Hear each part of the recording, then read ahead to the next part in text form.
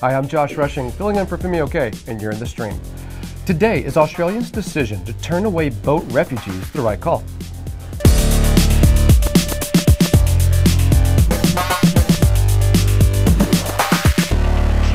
Our digital producer Malika Bilal is here looking out for your live feedback. So Malika, what's the community saying today? Well, they really seem to be struggling with the idea of moral versus legal responsibility to refugees, but still the overwhelming majority say it's just not right to turn away these people who are being called boat people. So Norma Mather on Twitter says, of course Australia has moral responsibility towards refugees. Shifting desperate people to someone else is outsourcing it. Immoral.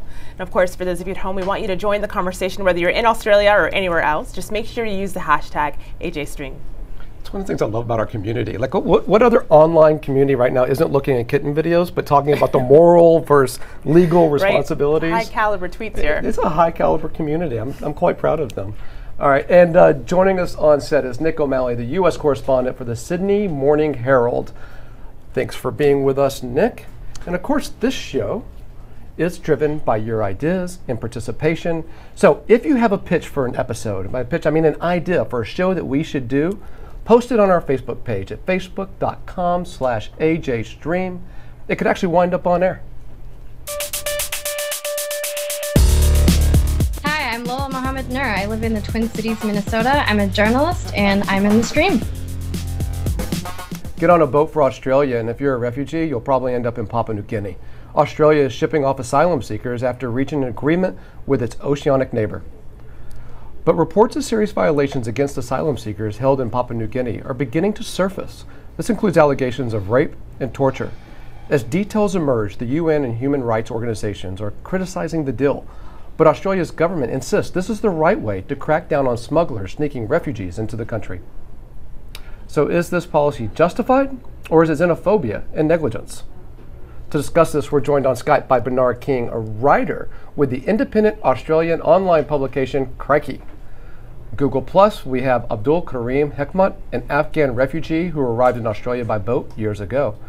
Professor Sharon Pickering is the founder of the Border Crossing Observatory Research Center, which compiles data on refugee drownings. And Sandy Logan, a national communications manager for Australia's Department of Immigration and Citizenship. Welcome, everyone. All right, so let's start with some background on this issue. Can you kind of set up what immigration means as a political issue in Australia? And is this about immigration, or is this about some more specific subset? Well, to give it some context, I think ever since Australia was founded, or modern Australia was founded, there has been a fear in this colony on the other side of the world from its European roots of invasion from the north, and that's always been there. So to fast forward and put it into a modern historical context, I suppose a good place to start would be with what's known in Australian politics as the Tampa crisis, which is when a group of, I think, about 450 refugees from Afghanistan appeared offshore on a leaky boat and were picked up by a Norwegian tanker. And at the time, the then Prime Minister, the Conservative leader of the Liberal Party, refused to allow them to land. And instead, he redirected them to the island nation of Nauru. And that began what is now known as the Pacific Solution. And what Australian politicians learnt from that was that you couldn't be too harsh on people arriving by boat. But it's important to know that Australia has huge immigration. It has about, Sandy might correct me, but I think about 200,000 people arriving each year by aeroplane, and that causes very little problem. It has about 20,000 people arriving as refugees, also by aeroplane. So what seems to scare some Australians is people arriving as refugees by boat. And now both political parties are promising to the electorate that they will prevent any unauthorised boat landings. Bernard, there's been a recent change under the new Prime Minister, Kevin Rudd. Can you set that up for us a little bit? Well, the policy that was adopted by Kevin Rudd's predecessor, Julia Gillard, midway through last year, a return to the Pacific solution that Nick just described, really hadn't produced the sort of results that the government was looking for. There'd been no slowdown in boats. In fact, there'd probably been an acceleration in the number of boat arrivals to Australia's northwest. The deal announced by Kevin Rudd just a couple of weeks ago was based on the idea that if you arrived in Australia by boat, you would never be resettled in Australia, that you would be sent to Papua New Guinea to a processing centre on Manus Island, which is in Papua New Guinea's north. And once you were processed, and if you were found to be a legitimate refugee, you wouldn't be resettled in Australia, which was likely to be the fate of people sent to countries like Nauru under the Pacific Solution. You'd be resettled in Papua New Guinea. That is, if you came to Australia by boat, you had no chance of ever ending up in Australia. Now, the difference between that and previous models was, as I've just indicated, that no matter what happened, you didn't end up in Australia if you reached Australia by boat. So it was part of a continuing process to increase the disincentives for people to get in a boat to reach Australia, and also to increase the incentives to try and reach Australia for resettlement via the appropriate normal process of resettlement, which is through the UNHCR. So it was an attempt to rebalance the incentives for people making the decision about whether they try and reach Australia by boat or try and await the resettlement process, which of course takes much longer than many are prepared to wait. Well, I want to bring in, we actually have Prime Minister Kevin Rudd, who put out a video on this. Let's hear what he had to say specifically about it. But my message to asylum seekers around the world is simple. Under the arrangement with Papua New Guinea, if you come here by boat, you'll be sent to Papua New Guinea. I also have a message for the people smugglers of our region and the world. Your business model is over. The decision we have announced today is one part of the government's multi-layered approach in responding to the scourge of people smuggling. Sandy, maybe you could follow up the Prime Minister there and tell us what was the impetus behind the change in policy. Why now? I'd like to, Josh, shed some very quick context so we all understand that Australia is a nation of migrants. One in two of us was either born overseas, and I'm an example of that. I'm sure Abdul can speak to that as well himself, or has a parent born abroad. So we are a nation of migrants, and I don't think any of us seek to deny that. And as Nick said, we have a very healthy annual migration program of around 200,000. It varies year by year depending on a range of factors, but it's a very healthy migration program because we are a nation of immigrants. And within that space, within that program, we set aside, we guarantee every year, and we have since 1945, a set number of places for refugees under the humanitarian program. I think what this latest policy change means for the Department of Immigration and Citizenship and all of my colleagues is we are desperately trying to stop the loss of life at sea. Over 1,100 people have drowned that we know of. There are many we don't know of in the last decade, almost 800 of those just in the last few years. So that is probably the primary driver here, is to stop the enterprises that are now very active and largely criminal in nature that smuggle people across the Indian Ocean from along the Java coastline and elsewhere. Because we do have an orderly humanitarian program, we do have space, we do have room for 20,000 refugee visas that are guaranteed every year, and we don't want people losing their lives jumping onto boats attempting to obtain a visa outcome in that way. Well, Josh, you know, the clip we played of Prime Minister Rudd, he was speaking apparently to smugglers. And then there's ads like this. It's and Mr. Madali tweeted into the stream. This is the Australian government's message for anyone associated with people smuggling. If you come here by boat, you won't be settled in Australia. And if I'm scrolling down here, you'll see it's in several languages. But clearly, Abdul Karim, this doesn't mean that people are necessarily going to heed the languages here saying don't come by boat. Tell us your personal story of why you came. I came myself as a refugee to Australia in 2001, just a few months before September 11 happened, and the reason that I came was the Taliban were persecuting the minority group, including the Hazara, the ethnic group that I belong to, and there was a mass migration in 2001 of Afghans leaving Afghanistan, fleeing the Taliban brutal regime, and I decided to come to Australia because only a tiny percentage of people who fled Afghanistan come to Australia, and the rest either went to Iran or some went to Europe, and I ended up coming to Australia. But what was it like for you coming over on the boat? It was quite dangerous to come by boat. I know Sandy talking about loss of life and the sort of deterrence policy, that people will be kept in PNG detention center for a long time.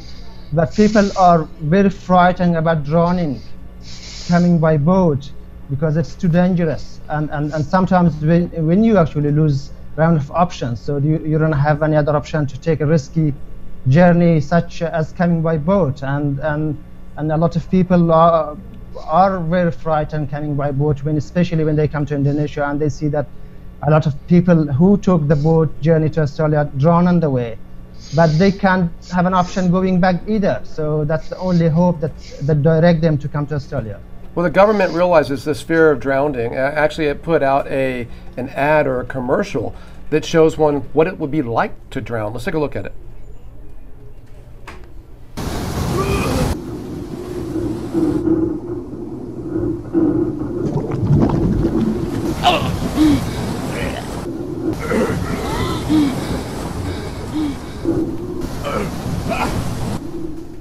If I wasn't scared of drowning before, I am now. Sharon, what are the actual numbers on this? I know you study it. At the Border Crossing Observatory, we keep a public list which we attempt to verify with as many sources as we can of the number of people who have lost their life between Indonesia and Australia. But I also should note that we also keep or attempt to keep track of those in relation to deportation apprehensions and within the immigration detention as well. What we're looking at since 2000 is a number of around about 1,600. Of course, what we do know is that it is very difficult to get accurate figures because boats may leave that do not arrive, and we can never actually be certain of some of those numbers in relation to the loss of life because of the vast maritime area between Indonesia and Australia. Hey Sharon, wait a second, Sharon. Are you saying 1,600 people have drowned during that time that you know of? And is there a connection to the policy? That number is since 2000, since we've been keeping records. What we do know in relation to Australia, but also what we know in relation to Europe and North America, is increased what we call border hardening. That is, increased enforcement strategies in relation to borders are ordinarily related to increases in death.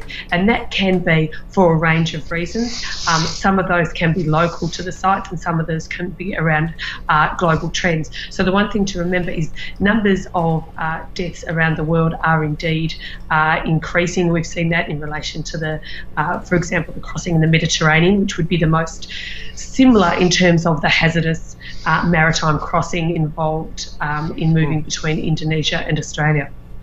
Okay, so I want to ask you, Malika, as Sandy puts it, it's a human rights thing that they're trying to do, right? It's a compassionate thing to try to stop people from making that crossing.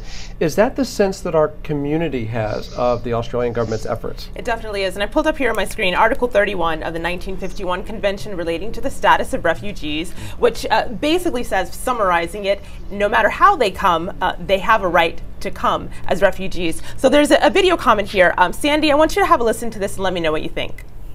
It's really frustrating that this issue has been brought up so close to an election. It seems to be a very rash judgment on behalf of our government.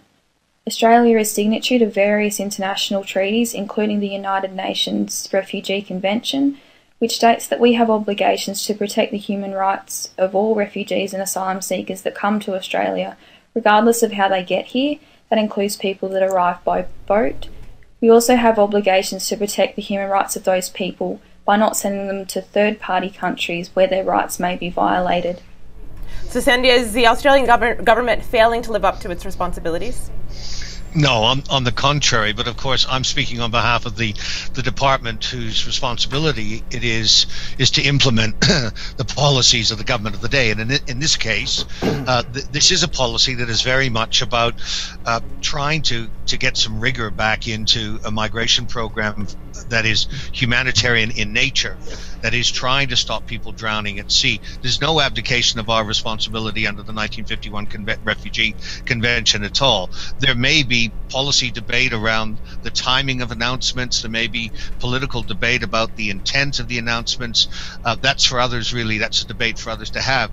From our perspective, I know from too many times, having dealt with colleagues in not only the Department of Immigration, but in many of the other agencies that are involved in our border security work, that one of the toughest things for them is not only rescuing people at sea, and that is happening far too often now. There's no responsibility whatsoever by those who pile literally hundreds of people onto small fishing vessels and send them across quite rough oceans at times. There's no hesitation to take money from people, knowing full well that that vessel may not make it. But one of the hardest things that I encounter among colleagues in the department and other agencies during rescues is sadly is retrieving bodies from the sea as well, some as young as only a few months old. We've got to try everything we can in the policy settings that have been given to us by the government to try and get the message out. And I know there is some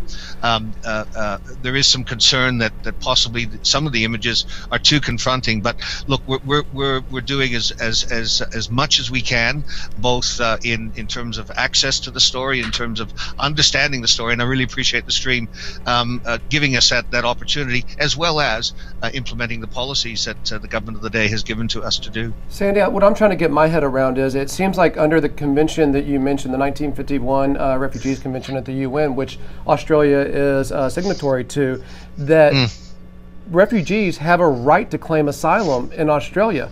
So it seems that the convention doesn't mention if they come by foot or boat or plane that you would treat them differently. So are you now changing your position under the convention? Are you still part of that treaty? Or because it seems pretty clear in international law that there's got to be some kind of issue here. No, some may claim that there is an issue. The government has negotiated this arrangement with the government of Papua New Guinea. There's a memorandum of understanding on the way as well that will more formally bind and go into the greater detail. No, we still have a responsibility under the convention to give those who are claiming persecution, who are seeking our protection. We are still obliged under the convention to consider that. Even if they come by boat, Sandy?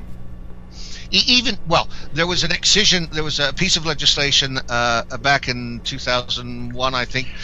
Others around in the hangout might have the exact date to hand, but that excised islands off of Australia and points at which many of these boats were landing, such that if you landed there, you did not have the right automatically to lodge a protection claim. You could establish at interview whether prima facie you engaged Australia's obligations under the convention, and if so, then went through a full-blown claim. But you know, we've returned more than 1,200 Sri Lankan boat arrivals in recent months who quite clearly did not engage Australia's obligations, any of our international obligations under a range of treaties. And it was more a case of self-selecting a migration outcome rather than using the appropriate and lawful means that are available. They did not engage our obligations. They were not viewed as refugees, and they were returned. And that has had a dramatic impact on the flow of numbers of those, for example, leaving Sri Lanka by boat and seeking to get a migration outcome in Australia. Bernard, how do you see this? Does it seem like people who arrive by boat are being denied their opportunity to claim asylum in a way that a person that arrives by plane might be able to?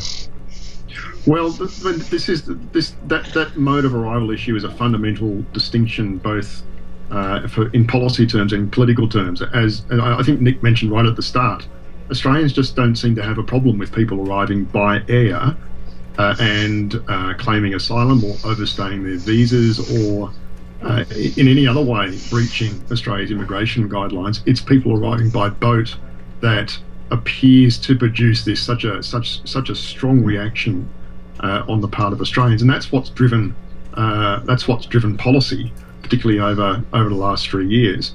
But I mean, your question about the status of the convention is an important one, but there's a real politic, or not real politic, but there's a real policy issue here, which is that if Australia adheres to its convention obligations, and a lot of progressives in Australia want Australia to adhere strictly to its conventions, and in sort of almost ostentatiously so, and people are still dying, it seems to me that Australia is, in that case, putting rigid adherence to an international agreement over the lives of people who are trying to come here. What the government has been trying to do is produce a scenario where fewer people are getting in boats, and it seems to me that the success or otherwise of that policy is what's really important here, rather than Australia adhering to its international obligations, which in any event, certainly in terms of who is a refugee, are somewhat vaguely phrased. So my argument is it's the outcomes of policy that are important here. How many fewer people are getting in boats? How many fewer people are drowning?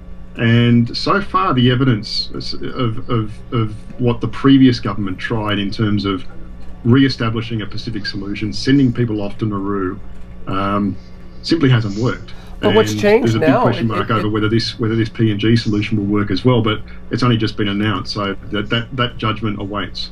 Well, Sandy, let's talk about, for those who don't drown and they end up in the camps in Papua New Guinea.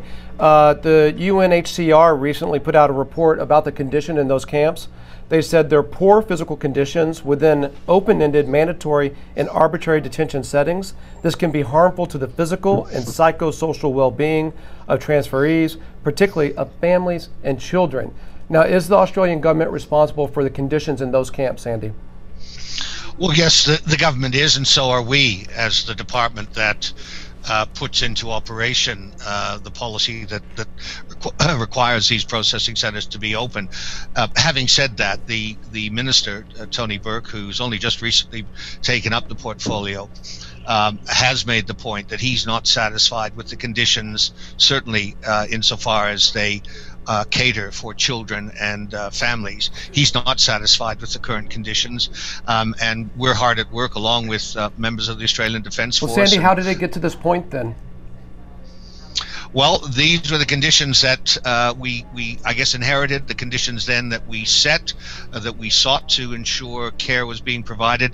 I would argue that inherited, Sandy, you mean conditions you created and you're responsible for, right? Well, certainly the policy conditions are policy conditions that the Australian government owns, yes, and their policy conditions that the department has delivered on. I guess what I was referring to was the processing centre did exist previously.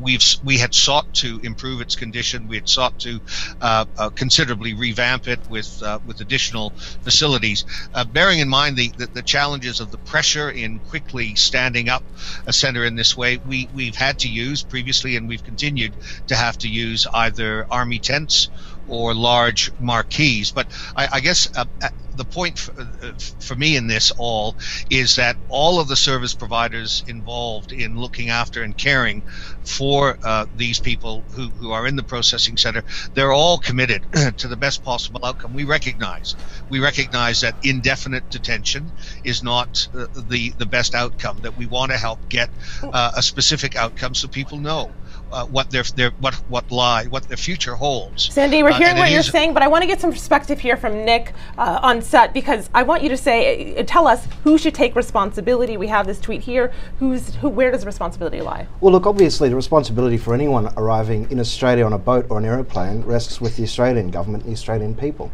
I think there's a risk in this debate of divorcing the policy direction too far from the politics. Nick, let me stop you there, because I only got about 30 seconds left in the show, but I want to pick it up right at the risk, okay? So, look, go and join us online right now. Go to stream.aljazeera.com so you can hear the rest of Nick's answer. As for me, this is my last show with you for a while. My good friend Femi Oke is coming back on Monday, and they're going to be talking about the impact of counterterrorism laws on humanitarian aid. And until then, we'll see you online.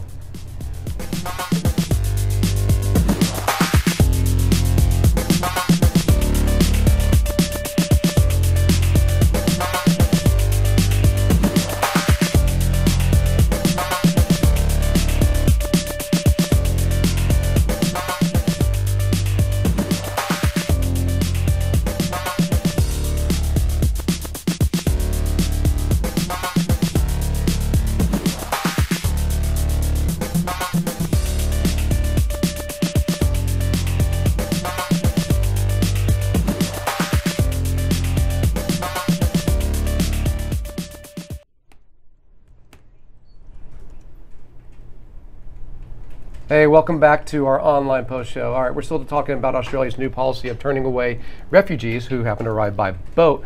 On set here, we have Australian journalist Nick O'Malley. We're joined in our Google Plus Hangout by Sandy Logan, who's the National Communications Manager at the Department of Immigration and Citizenship. We also have Professor Sharon Pickering, who's the founder of the Border Crossing Observatory, Abdul Karim Hekmat, who's an Afghan refugee who came to Australia by boat, and Bernard King, a writer with the Australian online publication Crikey. All right, crikey. Thanks for everyone. I want to go back to your point because you were just getting into it when we had to cut away. So we were discussing the fact that this policy is designed to save lives, to discourage people and people smugglers from crossing a very dangerous sea. But I think it's impossible to ignore the politics of this policy as well.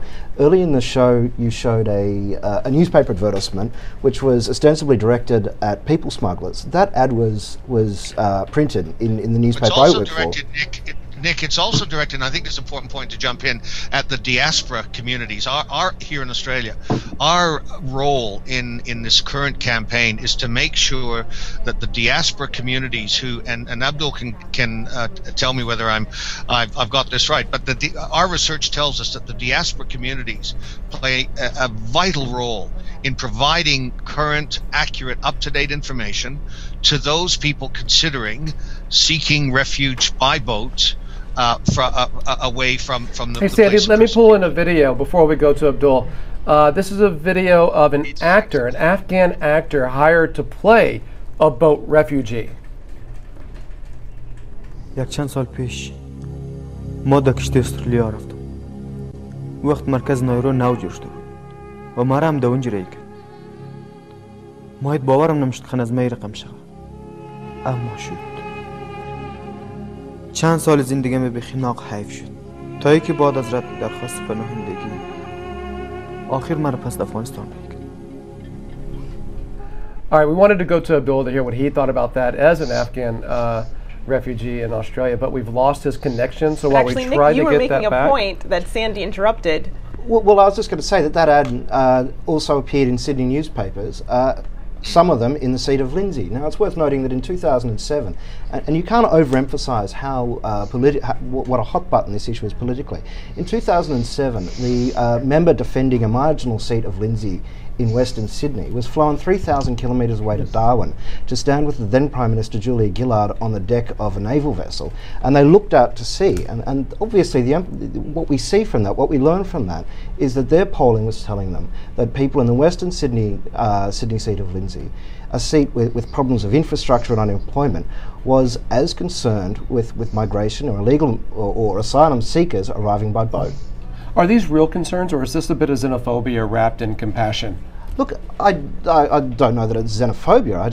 I think that because neither party has sought to tamp down the long-standing fears that Australians have of people arriving by boat, the issue remains a politically live issue. And it's also worth noting, perhaps Bernard or Sandy is better qualified to comment on this, but since the policy announced last month, the Labor Party has managed to silence the issue largely, and the attacks from the Liberal Conservative opposition. Sharon, could I just mention? I think that's correct. That you can't divorce the politics from the policy, and the announcement by Kevin Rudd has significantly improved Labor's hitherto terrible standing on this issue in the community.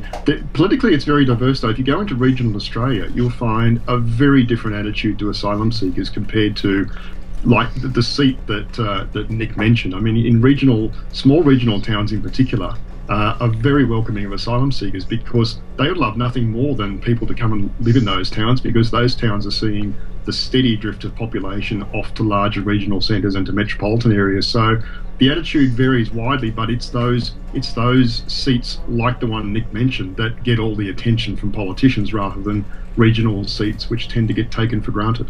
And Sharon, we're focusing our attention here, of course, on Australia, but people are pushing back online. Bruce on Facebook says, do the original nations from which those people fled have any moral responsibility to them? Or is it just Australia's fault for not taking them in with open arms and no questions? And there's another one from Asina who says, imagine having one uninvited guest at your home. You do your best to give them food and shelter. How long can you do that? Then imagine 20 more stand at your doorbell.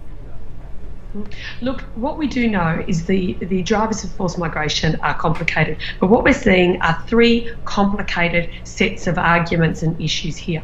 On the one hand, in the middle of last year, June, July 2012, we saw a series of drownings occur between Indonesia and Australia, and in many ways that morally and ethically mobilised individuals and communities, and indeed even politicians, to pay attention to the loss of life, and indeed to really ask the questions how those lives could be spared, and that caused many much far-reaching soul searching. Then you have a set of issues around Australia leading the world in relation to the development of what we would call deterrence-based policies. These are policies that use often the familiar rhetoric and approach of deterrence-based strategies more familiar to a criminal justice system, and to ask the question, can we actually effectively deter people from arriving in Australia? And of course it's those set of issues that has become so tightly tied up with the electoral politics of the issue, not a broad politics if you like, but in fact the electoral politics of the issue. And then you also have the set of issues that ask the question of how does this sit in relation to the rest of the world, and understanding how does Australia's current situation, the way it configures the problem and it configures its solution, sit with the rest of the world. And on that, I would highlight that many other parts of the world are confronting similar issues, not only around what we do in relation to the loss of life, but what do we do in relation to arrivals.